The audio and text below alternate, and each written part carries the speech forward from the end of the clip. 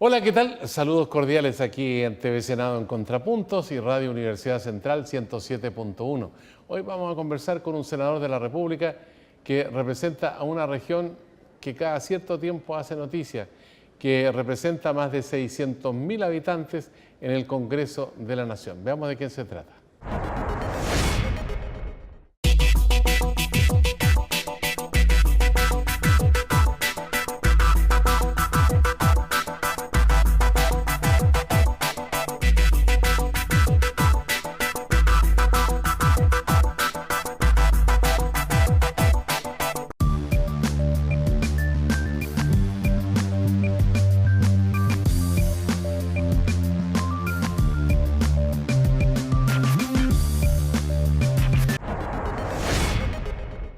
Bueno, ya estamos de vuelta. Presenta su cartilla con su identidad, senador, con fotografía y todo, pero ahora lo tenemos en vivo y en directo acá.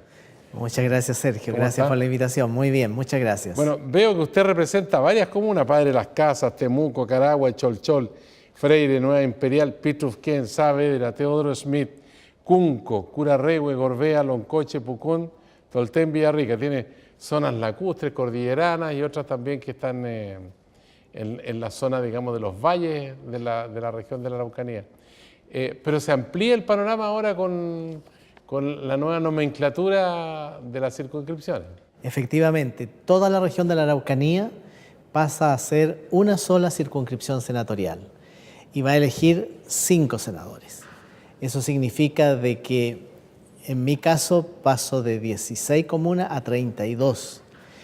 Porque a las que ya mencionó tenemos que agregar las comunas de Lautaro, donde yo fui alcalde, Galvarino, Melipeuco, Perquenco, y me está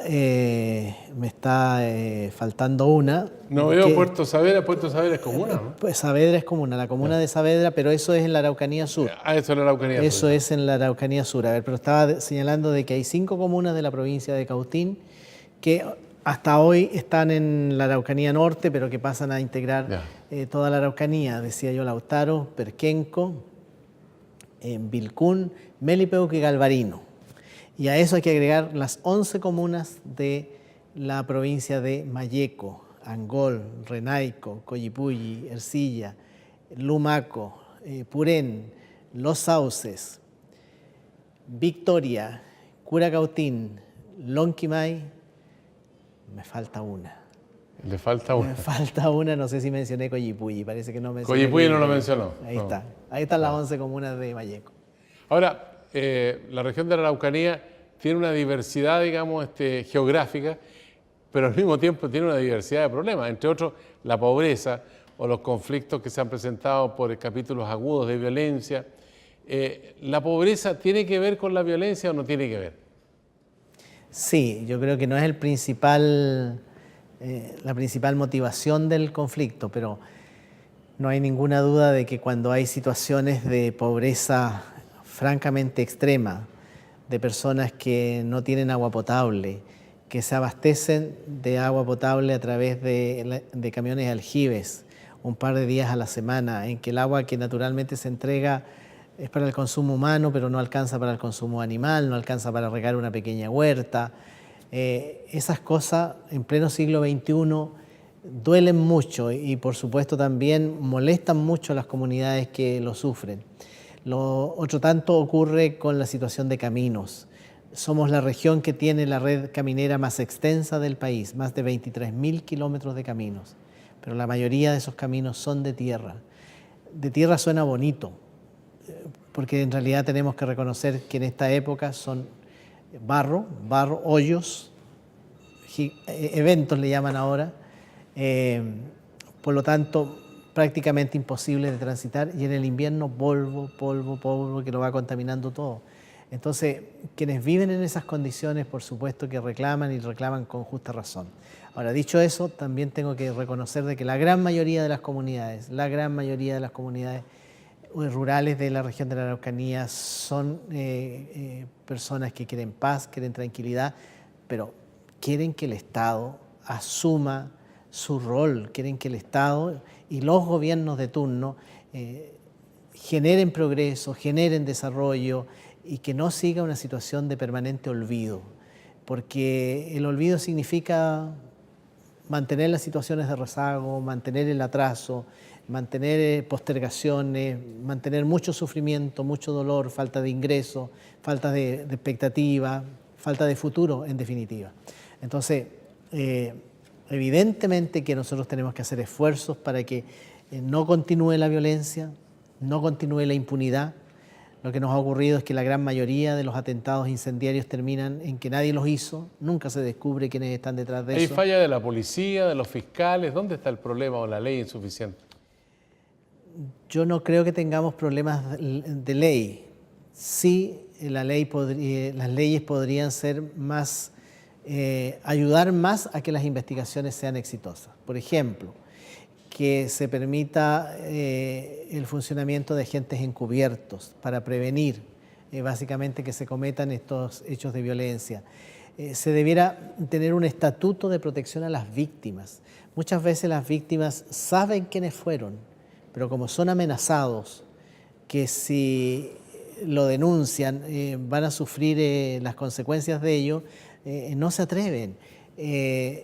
Creo que en ese sentido nuestra legislación está bastante atrasada, no solo respecto de hechos de violencia, sino que en general también para poder aclarar y hacer justicia frente a una enorme cantidad de delitos. Ahora, dicho eso, también tengo que señalar de que muchas veces cometemos errores, como por ejemplo, se inauguran en la Araucanía o se iluminan determinados sectores donde normalmente ocurren ataques incendiarios a camiones o donde normalmente son atacados buses, en fin. Se inauguran cámaras de vigilancia, por ejemplo. Y resulta que después nos encontramos con que las cámaras de vigilancia no funcionaron porque no había suficiente luminosidad, porque nadie pensó que las cámaras tenían que estar con focos o mejor infrarrojos, dicho, por ejemplo, para la claro, noche. claro. Entonces uno dice, bueno, pero ¿cómo en estos tiempos modernos, en estos tiempos en que la tecnología puede ayudar tanto en la solución de tantos problemas y concretamente puede ayudar tanto en las investigaciones, cometemos este tipo de errores que resultan francamente infantiles?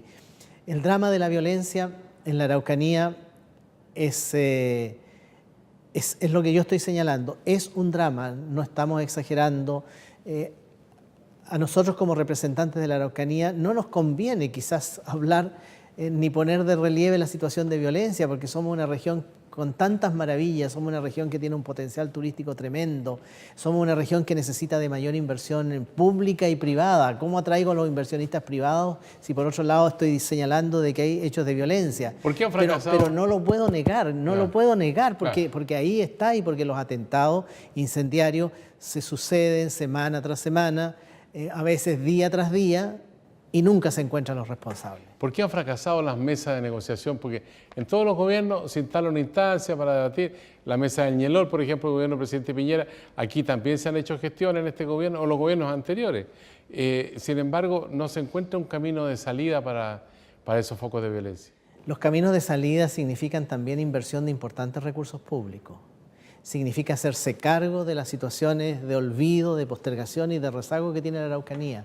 Concretamente, inversión en obras públicas. Si tenemos la red caminera más extensa del país, invirtamos en mejores caminos.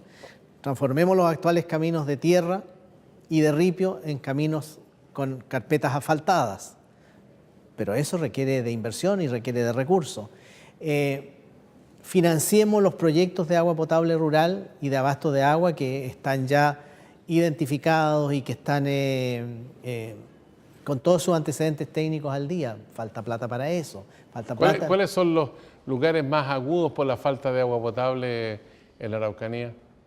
Es bien curioso porque, dado que tuvimos 3 o 4 años en que llovió bastante menos de lo habitual, esto que normalmente estaba en las zonas precordilleranas o que estaban en la zona de la costa, de la cordillera de la costa, empezamos a ver que, por ejemplo, comunidades de Padre Las Casas, comunidades en Pitrufquén, comunidades en Freire, y incluso en toda la zona costera, Puerto Saavedra, Imperial, Carahue, tenían sus pozos secos. Entonces, y esto se fue masificando. Sergio, hoy día hay 100.000 personas que están recibiendo agua potable a través de camiones aljibes. Cuando usted dice 100.000 personas, uno dice, a ver, veamos el universo. La zona que usted representa dentro de la Araucanía son alrededor de 600, 700.000 personas. Sí, de esa magnitud, Ya. sí. Ahora, ese problema requiere una solución rápida, pero no están los recursos, dice usted. Está una parte de los recursos, la otra parte no está, dependemos de la discusión presupuestaria de cada año. De repente los proyectos se caen porque no hubo ningún oferente para materializar la obra, de repente los presupuestos, digamos, de las licitaciones es muy superior al presupuesto oficial, hay que volver a calcular todo. ¿Qué esperanza abriga usted de encontrar una solución presupuestaria pensando que este año va a ser un año con restricción para 2018? Bueno, a pesar de que el cobre ha tenido un incremento de precio espectacular en los últimos días, qué sé yo, que nos coloca en una mejor posición, pero de todas maneras el presupuesto va a tener un parámetro distinto que el que tuvo en años anteriores. ¿Se podrá encontrar la solución mediante el gasto público para el próximo año, piensa usted o no? Sí, bueno, nosotros estimamos de que debe ser a través del gasto público y también a través de la inversión privada. En la inversión privada lo que le estamos pidiendo al gobierno, dado de que tanto el ministro del Interior como la Presidenta de la República se han comprometido con una ley Araucanía, un proyecto de ley que ya debió haber ingresado, un proyecto de ley que ya debiéramos estar discutiendo, pero que se ha ido atrasando. Pero en esa ley Araucanía debiéramos tener, por así decirlo, dos grandes pilares.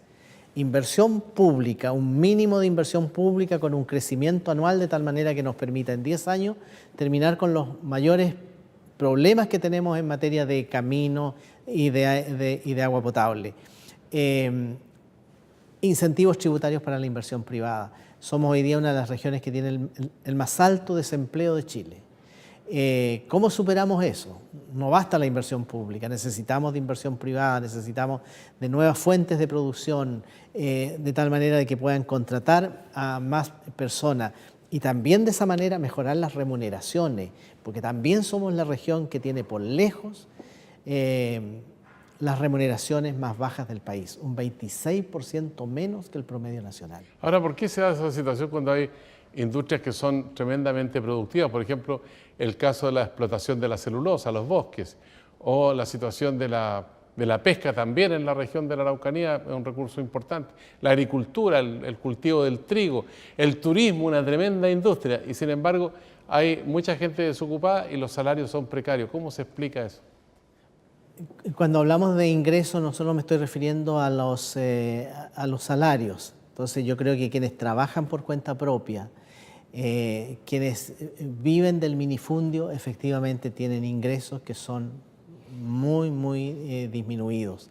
Hay muchas personas que, por ejemplo, siembran una hectárea de trigo, pero no está la semilla adecuada, no es la semilla más pertinente para ese suelo. No están todos los elementos... Pero hay asesoría del Ministerio de Agricultura, apoyo técnico. Sí, hay mucho apoyo, pero que finalmente resulta igual insuficiente. Si son 60.000 pequeños campesinos, claro. INDAP hoy día atiende aproximadamente a la mitad, aproximadamente 30.000.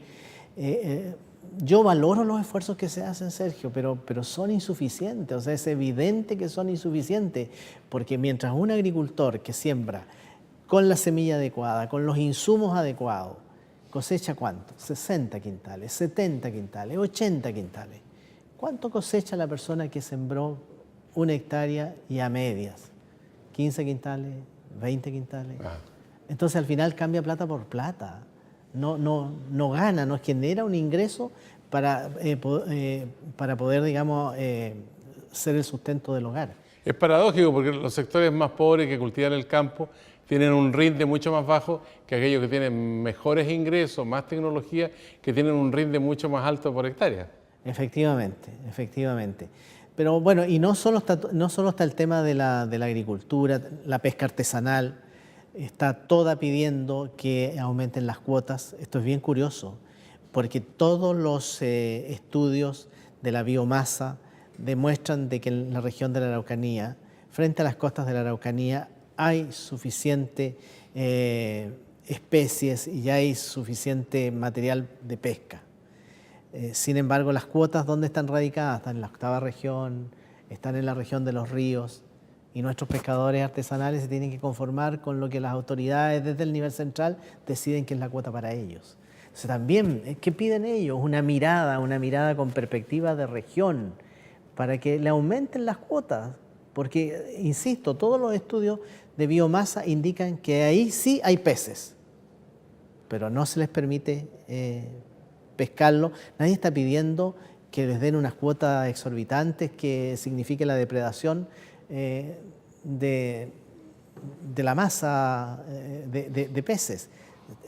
Todo con criterio científico, pero que se les permita poder hacerlo, porque si no, continúan en una situación de menor desarrollo, mientras ven que otras pesquerías sí se pueden desarrollar porque le asignan cuotas que en realidad se hacen con cargo a los recursos que están frente a las costas de la Araucanía.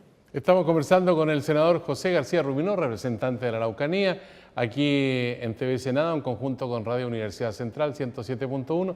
Hacemos una pausa y seguimos hablando porque se viene la discusión del presupuesto de la Nación. Y también, bueno, se vienen las elecciones, donde el senador tiene una participación protagónica, espera, ¿no? Volvemos en un instante con usted.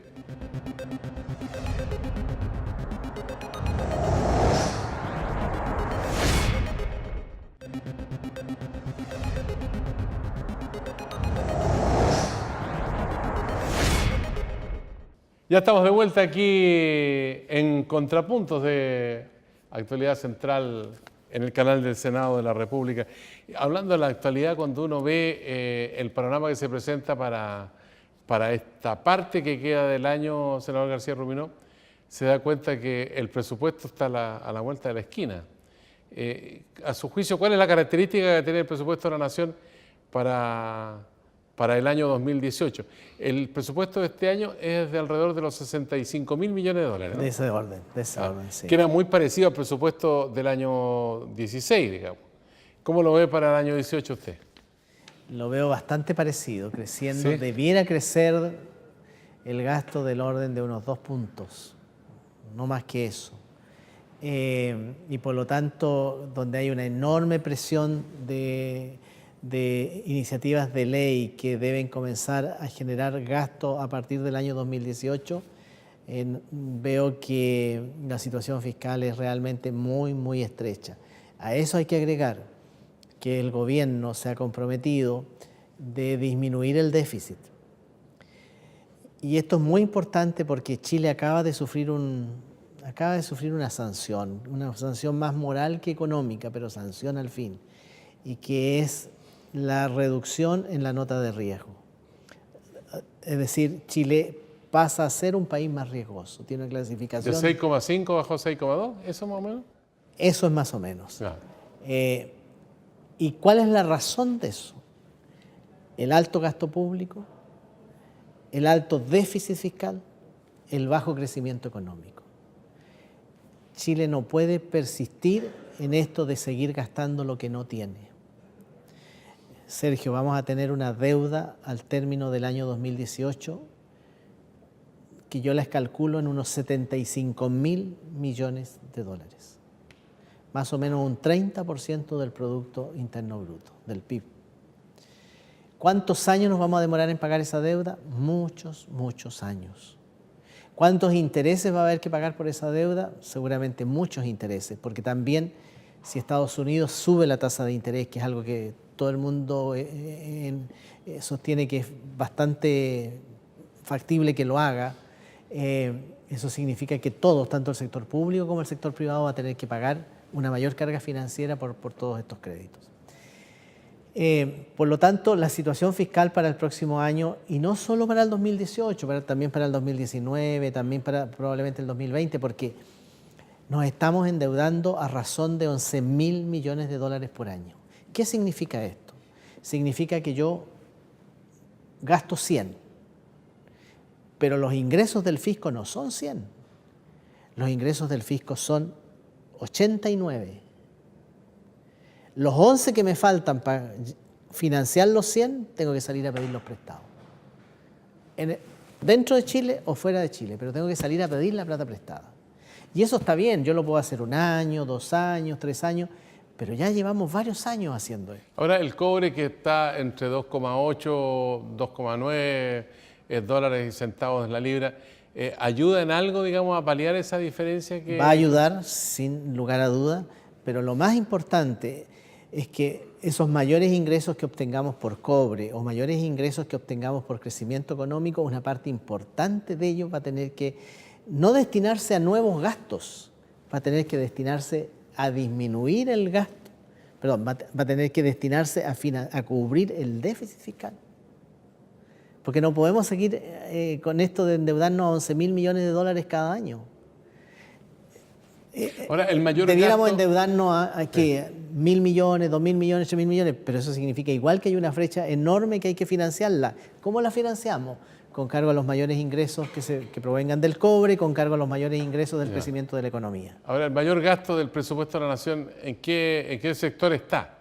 Bueno, educación muy fuerte, el tema de la gratuidad, tanto en el ámbito de la educación particular subvencionada, que tenía copago y que ese copago hay que irlo sustituyendo de acuerdo con la normativa que se ha legislado, y por supuesto de manera muy importante lo que es gratuidad en educación superior.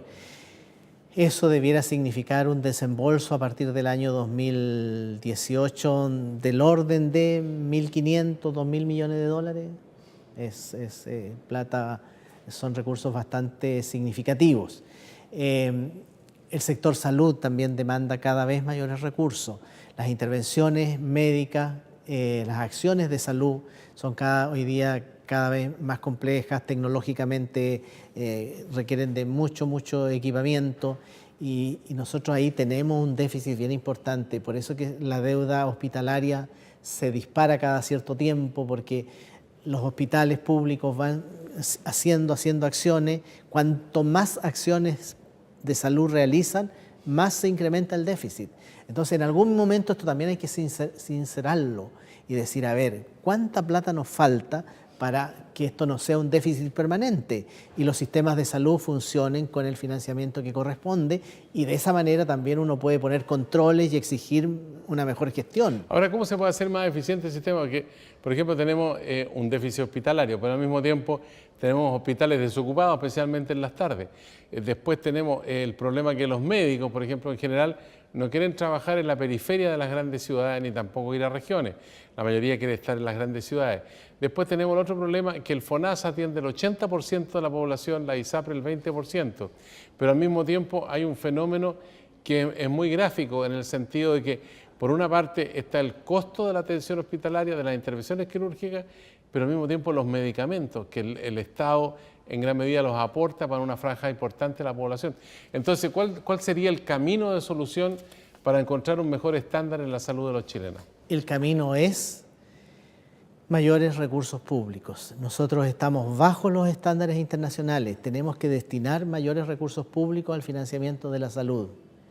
Pero eso no se hace con una varita mágica, eso se hace en la medida que el país tiene crecimiento económico y una parte importante entonces del presupuesto de la nación se va a salud. Pero para eso necesitamos tener crecimiento económico. Chile tiene que volver a crecer, ese es como el mensaje que quiero transmitir, que la economía vuelva a crecer entre el 4 y el 5%, porque cuando crecemos al 1,5, como vamos a crecer este año, apenas cubrimos el aumento de la población y en términos per cápita quedamos en el mismo nivel donde estábamos. Cuando la economía crece de manera tan débil como hemos crecido estos últimos años, uno de los principales perjudicados es el fisco, porque el fisco tiene menos recursos para atender las necesidades sociales, para solucionar los problemas que demanda la población. Por lo tanto, cuando hablamos de crecimiento económico, estamos hablando de generar más empleo, mejores remuneraciones y también, de manera muy importante, mayores recursos, mayor recaudación fiscal para que se disponga de mayores recursos para resolver los problemas sociales. Ahora, cuando uno mira, por ejemplo, la situación de países como Noruega, como Suecia, la tasa impositiva es bastante alta, incluso la gente llega a pagar hasta el 40% de impuestos, las empresas pagan otro tanto, pero aquí los impuestos están por debajo de esos parámetros. Entonces la pregunta que uno se hace, bueno, ¿estamos pagando pocos impuestos o esa es la realidad que nos corresponde? ¿Qué pasa con eso? No, Sergio, las estadísticas muestran claramente de que Chile está en el rango alto de los impuestos. ¿Ya? Si nos comparamos con la OECD, que hoy día es el estándar internacional más... Para nosotros, porque nosotros estamos en el grupo. Claro, y nosotros además estamos en la OECD. Ayer o durante esta semana el ministro de Hacienda nos mostraba cómo se compara Chile respecto de tasas impositivas con el resto del mundo. Nosotros hoy día nuestra tasa de impuestos a las empresas es 44%. Sí, es alto. Es alto. Entre los impuestos directos y los impuestos indirectos. Entre el impuesto que paga la empresa y el impuesto personal que pagan sus propietarios. Entonces es bastante alto. Yo creo que Chile no puede volver a subir los impuestos. Acabamos de hacer una reforma tributaria el año 2014 para recaudar 3 puntos del Producto Interno Bruto. 8.500 millones de dólares. ¿Y con qué nos estamos encontrando, Sergio? Que se ha recaudado como 6.000 millones. Que se está recaudando menos de lo que se pensaba. Entonces la solución no va por seguir subiendo los impuestos, porque ya vemos que tiene otras consecuencias directas sobre la actividad económica y sobre el empleo. La tarea está en recuperar los niveles de crecimiento económico, porque eso sí que genera ingresos seguros para que el fisco cuente con mayores recursos. Ahora, hemos hablado de la educación que requiere recursos, también de la salud. Pero y de la Araucanía que requiere muchos recursos. La Araucanía requiere recursos. En materia de infraestructura, por ejemplo, muchos ven así a ojo de buen cubero que como que la infraestructura se detuvo, que hubo un momento en Chile que se construyeron carreteras, autopistas, puentes, se hicieron estos paseos costeros, las ciudades amagadas por los sismos, por los maremotos, pero hoy día está eso paralizado. ¿Es así o no? Sí, eso se paralizó. Sin embargo, yo tengo que reconocer que el ministro Undurraga está bastante activo para tener una cartera de nuevas obras concesionadas muy auspiciosa, muy ambiciosa también. Yo creo que por razones ideológicas el actual gobierno había dejado de lado las concesiones, básicamente porque son obras públicas que se financian con cargo al sector privado. Sin embargo, se dio cuenta de que era un error y hoy día están en eso. Pero además, Sergio, el ministro de Hacienda presentó al Congreso hace un par de meses atrás un muy buen proyecto y que estamos a punto ya de terminar de despacharlo. Es el que crea el Fondo de Infraestructura. El Fondo de Infraestructura va a ser una empresa pública en que sus activos van a ser las actuales carreteras concesionadas. Esos peajes que se van a cobrar por los próximos 20, 25, 30 años se traen al valor presente, se traen a valor de hoy. Se calcula que eso va a significar un nuevo activo para el Estado chileno del orden de 9.000 millones de dólares. Esos recursos se van a apalancar en el sistema financiero y nos va a permitir financiar otras obras públicas, de tal manera de modernizar nuestras carreteras, nuestros puertos, nuestros aeropuertos, por la vía de las concesiones, por la vía de este fondo de infraestructura. ¿Por qué? Porque cuando tenemos buena infraestructura pública en carreteras, en puertos, aeropuertos, primero disminuyen los costos de producción. Es más fácil llegar de manera competitiva, con precios más competitivos, al comercio internacional. Y siendo Chile un país con tanto potencial turístico, buenas carreteras, buenos puertos, buenos aeropuertos facilitan también la actividad turística, que es la industria sin chimenea y en la que Chile tiene cifrada y con razón tantas y tantas esperanzas. Ahora con esta lentitud que usted describe de la economía, pero por otra parte uno ve la situación de los bancos. Seguramente hace poco salieron las cifras de la Superintendencia de Bancos e Instituciones Financieras y los bancos han tenido una rentabilidad espectacular en el primer semestre del año. Entonces, ¿cómo se explica esa situación? Porque los bancos ganan porque prestan platas a terceros y eso significa que tienen que pagar intereses a aquellos que son portadores de esos créditos. Lo que ocurre es que, muy buena tu pregunta, Sergio, porque, claro, para los estándares nuestros aquí en Chile, los bancos han ganado mucha plata. Pero si yo llevo nuestros bancos a los estándares de la OECD, a los estándares internacionales, están la mayoría de ellos con capitales muy bajos. El gobierno ya anunció el ingreso de un nuevo proyecto de para la banca, que significa que los va a obligar a capitalizar más recursos todavía. De tal manera que estemos mucho mejor preparados frente a cualquier contingencia internacional, frente a cualquier situación de hecatombe económica, nuestro sistema financiero esté robusto, esté sólido, que no interrumpa la cadena de pago, porque cuando se interrumpe la cadena de pago es cuando vienen cesantía generalizada, falta de producción, falta de ingresos fiscales, etc. Entonces, si yo pongo a nuestros bancos en la mirada de lo que son los bancos internacionales, nuestros bancos están poco capitalizados y la exigencia va a venir ahora.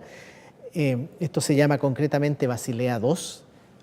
Esto significa de que los bancos van a tener que cumplir las normas de capital de Basilea II, que son normas más exigentes de las que tenemos hoy día y que va a obligar a que los bancos capitalicen una parte importante, porque si no lo hacen, dejan de cumplir los requisitos para poder funcionar.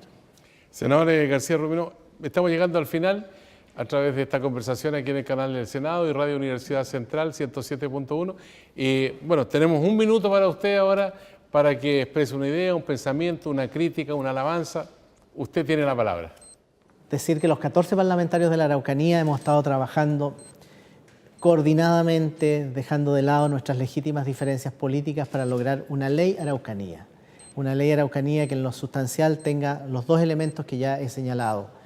Inversión pública para mejorar nuestra infraestructura, inversión privada, sobre todo incentivos tributarios que fomenten e incentiven la inversión privada en la Araucanía, de tal manera de tener más producción, pero por sobre todo más empleo y mejores remuneraciones. Yo espero que con el concurso del gobierno, de la Presidenta de la República, del Ministro del Interior, del Subsecretario del Interior, podamos, dentro de estos meses que quedan de esta legislatura, podamos hacer realidad algo que es tan importante para el futuro de nuestra querida Araucanía. Le queremos agradecer al senador José García Rumino esta conversación con TV Senado, con Contrapunto, con Radio Universidad Central 107.1. Senador, bueno, le deseamos suerte en la campaña, si es que no nos volvemos a ver, espero que volvamos a conversar acá, siempre está abierta la cámara del canal del Senado. Muchas gracias, Sergio. Gracias a usted y gracias a usted por seguir estas transmisiones en el canal del Senado de la República de Chile. Hasta cualquier momento.